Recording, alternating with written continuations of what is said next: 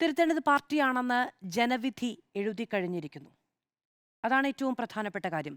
തിരുത്തേണ്ടത് പാർട്ടിയാണ് എന്നും അതിനുവേണ്ടി പാർട്ടിക്ക് തോൽവിയാണ് അനിവാര്യമെങ്കിൽ അത് വേണ്ടതുണ്ട് എന്നും പാർട്ടിയുടെ അണികൾ തീരുമാനിച്ചിടത്താണ്. ഞാൻ മറ്റിടങ്ങളിലേക്ക് പോകുന്നില്ല. ഈ പറയുന്ന വിമതർ ജയിച്ചു കയറിയത് അവിടെയാണ്.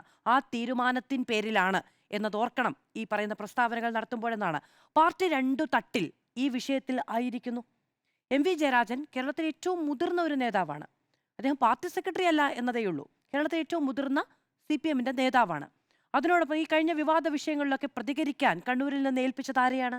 എം വി ജയരാജനെ ആയിരുന്നു. പലപ്പോഴും പി ജയരാജനല്ല, ജയരാജൻ, ഇ പി ജയരാജൻ പത്രസമ്മേളനങ്ങൾ നടത്തുന്നതിനപ്പുറത്തേക്ക് എം വി ജയരാജൻ മാധ്യമങ്ങളോട് സംസാരിച്ചാൽ മതിയെന്ന തീരുമാനം പോലും കണ്ണൂരിൽ ഉണ്ടായിരുന്നു എന്നാണ് ഞാൻ അറിയുന്നത്. അപ്പോൾ അങ്ങനെ ഒരാളൊരു അഭിപ്രായം പറയുന്നു. അതിനിപ്പുറത്ത് പാർട്ടി സെക്രട്ടറി പറയുന്നു എം വി ജയരാജൻ പറഞ്ഞത് പാർട്ടി നിലപാടല്ല എന്ന്. പാർട്ടി ഒരു തിരുത്തലിന്റെ ഘട്ടത്തിലൂടെ കടന്നു പോകുന്നു. നേതാക്കൾ എല്ലാവരും തന്നെ ഇരുന്ന് നേതൃയോഗങ്ങളിൽ സംസാരിക്കുന്നു. അവിടെ ഉരുത്തിരിയാത്തൊരു അഭിപ്രായം എം വി ജയരാജൻ പറഞ്ഞതാണോ, ഉരുത്തിരിയാത്ത അഭിപ്രായം പാർട്ടി സെക്രട്ടറി പറഞ്ഞതാണോ എന്ന് നമുക്കറിവില്ല. ഇവരൊക്കെ പറയുന്നത് പോലെ നമ്മളാരും പാർട്ടി യോഗങ്ങളിൽ പോയി ഇരുന്നിട്ടുമില്ലല്ലോ. പക്ഷേ പാർട്ടിയിലെ രണ്ട് മുതിർന്ന നേതാക്കൾ ഇന്ന് രണ്ട് അഭിപ്രായങ്ങൾ പറഞ്ഞിരിക്കുന്നു എന്നതാണ്. ഇനി എന്താണ് വി കുഞ്ഞികൃഷ്ണൻ ചോദിച്ചത്? എന്താണ് TK ഗോവിന്ദൻ ചോദിച്ചത്? ഞങ്ങൾ ചെയ്ത തെറ്റെന്താണ് എന്നതാണ് അവരുടെ ചോദ്യം.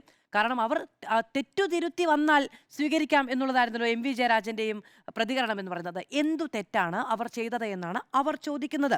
അത് പറഞ്ഞതിന് ശേഷം വേണമല്ലോ അത് തിരുത്തി അവർക്ക് വരാനും. ഞങ്ങൾ അങ്ങോട്ടില്ല എന്ന് മുഖത്തടിച്ച് മറുപടി പറയുകയല്ല ചെയ്തത്. ഇത് നിങ്ങൾ വിശദീകരിക്കൂ എന്ന് പറയുന്നിടത്ത് കുറച്ചുകൂടി അവർ രാഷ്ട്രീയം പറയുന്നുണ്ട് എന്നുകൂടി എനിക്ക് തോന്നുന്നു. ഇനി അവർ വഞ്ചകരാണ്, അവർ വർഗവഞ്ചകരാണ്, അവർ ചെയ്തത് ചതിയാണ് എന്നൊക്കെയാണല്ലോ ഇന്ന് പാർട്ടി സെക്രട്ടറി മാധ്യമങ്ങളോട് പറഞ്ഞത്.